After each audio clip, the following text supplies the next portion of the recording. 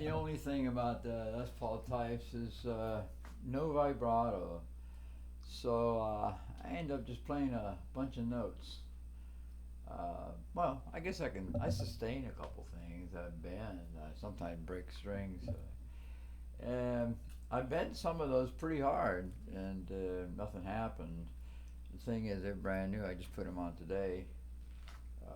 Actually, about 3 hours ago or so, maybe 4 hours ago. So I had to tune it up about 3 times, because they were still breaking in or stretching. I'm not sure what they do. They just they have to settle in. Um, I use the curly method. I have it from playing those kind of guitars in nightclubs, and if I broke a string, I just would restring it. I was really poor. I've been poor all my life, so there's no big news. But that's the way I did it. Now with these locking tuners, and I have plenty of spare strings. All the guitars have their backup strings. That's what I use on Jenifer. And when you're at a real low power level, you just kind of redo the string. You do the end. You put the same ball back on, or find another one, or some other broken strings that have a ball, and you just redo it, rewrap it. You saw how it spins. You twist it on like. Now that I know, or I thought of this aluminum thing, which I have plenty of, that's another angle to it. If it won't pull out, hopefully, I haven't ever done it before. I just got a little tired of it pulling out like that, unraveling. It's what it does. Well, anyway, talking about the bridge on the Les Paul types, they're called tunematic, and the back is stop tailpiece. And that would be this part here. This is the tunematic bridge, and they you can adjust the height overall. There's only two adjustments, this side and that side, and the curvature of it, or the radius, is automatic on it. Tunematic, you just intonate by, they slide, these saddles slide. Now, automatically, you'll see that the angle on this goes this way, right? All right, let's see how it is. All right, let's see it from this side, this angle. One of them, these wound ones, that angled piece, part of it, is from this side up. On the plain strings, from this side up, that way.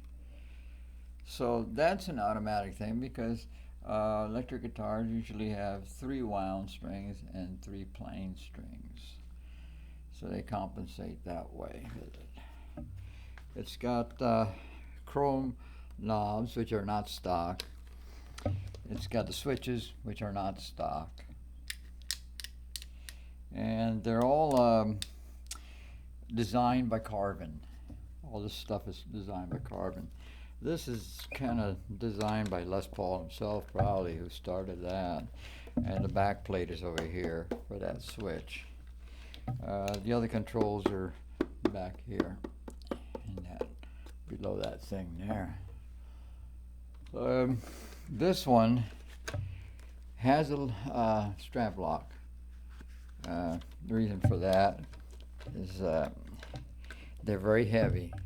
If they hit a floor like this, it's going to cause a lot of harm to itself. This one I usually leave like that. One time I would just take the strap out of this side. Now I just go like that, and that's that. Well, it's a nice little guitar. The truss rod on these models is from here, adjusting. and on the Ernie ball is back here by the neck, where the neck ends. And all right, Christina has a different setup, kind of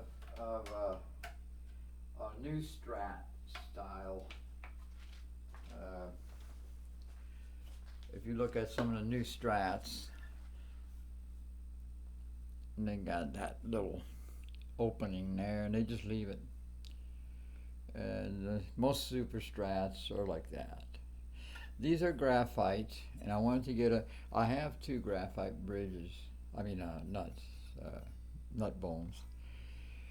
For Christina, this one, and Melissa, both. But I haven't installed them because I'm not really experienced in this type of setup. I don't want to try to take it out. And it's shaped kind of weird. It's a graphite though, it's black like that. So I'm going to leave it up to Guitar Center luthier.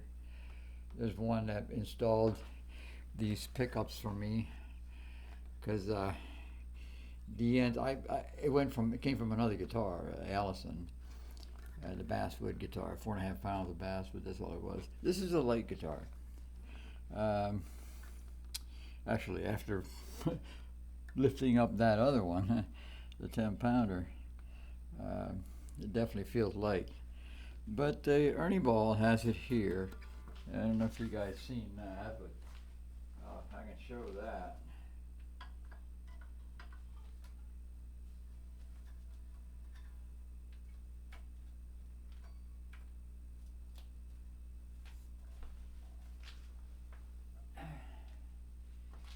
Now, I've had two guitars like this with the adjustment right there. It's like a wheel. I don't know if you can see it. I could put more light on it.